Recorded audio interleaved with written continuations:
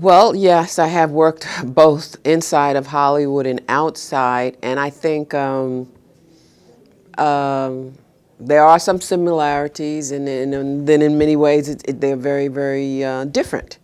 But I think the most important thing as an artist, working in, whether you're an actor, a writer, producer, or director, is you have to go into this process or this game or this business with your own personal mission statement in place, knowing exactly what you want to do and why you want to do it.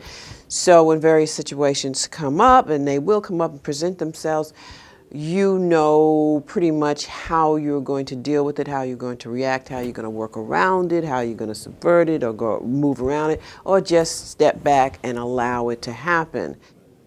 Well, basically, my mission statement as a filmmaker was I was going to redefine how we see African American women on the screen, their wants, their needs, their desires, their joys, their sorrows, and all of these things that I was seeing that bore little or no relation to the people I knew or to the women who raised me. And I wanted to change that. And I also wanted to see certain things. I wanted to see, African American women in outer space, and now we have that. I wanted to see us riding off into the sunset successfully. I wanted to see us as, being an acrobat or an aerialist, things that you just normally did not see us doing, rather than always just having this drama, and always just having these knee-jerk reactions to racial situations. We live a full life, and we live in exciting lives, and always just I get tired of seeing us reacting to outside forces. What about us? What do we have inside? What do we have to say? That's what I'm interested in making films about. I see the old man. Is everybody hopping about as usual? Perhaps you'd like to have lunch with me this afternoon? Illusions was fun. It was not my first film. It was my graduate thesis film at UCLA. I'd made several films before that one, but that one was really an exercise in trying to create a film that looked and felt like it was made in the 1940s, but using I guess, the rhetoric and dialogue from the 1980s. That was Lonette McKee playing the part of Mignon Dupree, who's this radical, subversive, super light-skinned black woman who was pretty much redefining how we see light-skinned women out in the greater world, because we all have the images of, before this, they had images of Pinky and Imitation of Life and all this kind of thing. And so that was my way of trying to subvert those old notions of just because you're light-skinned and you could pass for white does not mean that you desire or you want to or even think it's fun to pass for white. Daughters of the Dust. Daughters of the Dust, the marketing was done by KJM3 and Kino International. It was unprecedented because they did things that had never been done before, the kind of a grassroots type of outreach, community outreach, and it was very successful. And it ran in New York City for 4 months straight.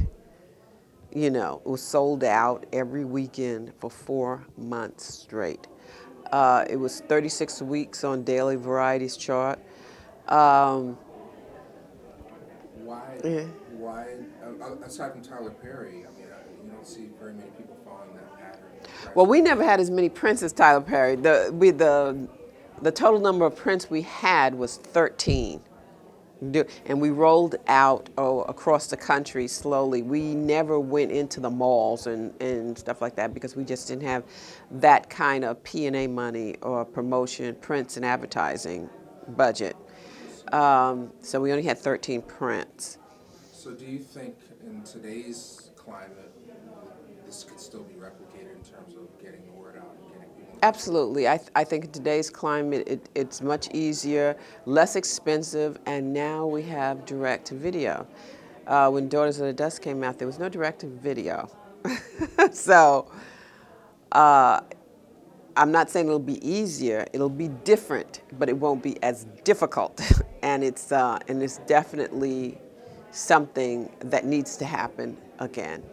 It's a wonderful thing to know that that people are just coming and film is now something that so many people are into, especially women and women of color, and they have various voices that they are projecting out to the public, and it's just, I mean, they have ideas that I wouldn't even have thought of, and it's like it's a good thing. It's a good time.